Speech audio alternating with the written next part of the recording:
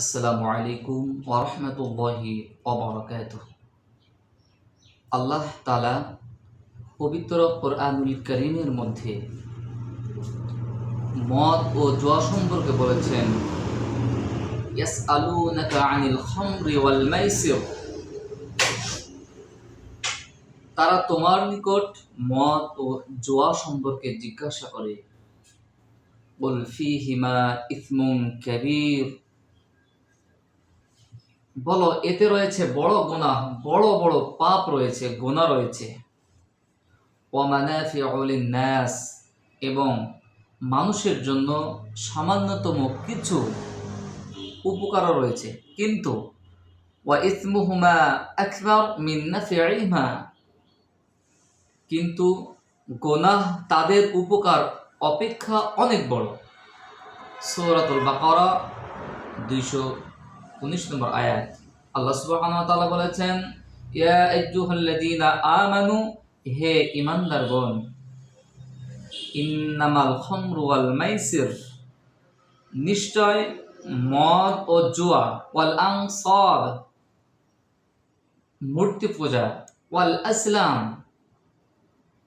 ভাগ্য নির্ধারণকারী স্বরসমূহ, লটারি সমূহ, রিজসুম মিন আমালিশ শাইতান, এগুলো শয়তানের অপবিত্র কাজ। নাউযু বিল্লাহ। ফাজতানিবুহু লাআল্লাকুম তুফলিহুন, অতএব এগুলো থেকে তোমরা বিরত থাকো, যাতে করে তোমরা সফল কাম হতে পারো। ইন্নামা ইউরিদু শাইতান, নিশ্চয় শয়তান মদ ও জুয়ার মাধ্যমে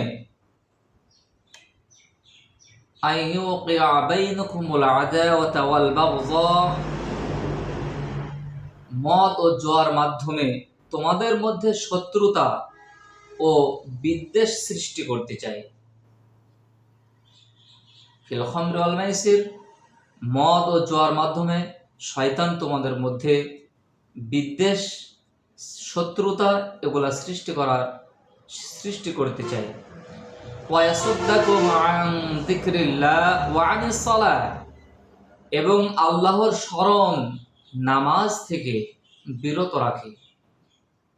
ফাহাল আনতুম মুনতাহুন, তবে কি তোমরা এটা থেকে বিরত থাকবে না? সূরাতুল মাইদা 90 এবং 91 নম্বর আয়াত।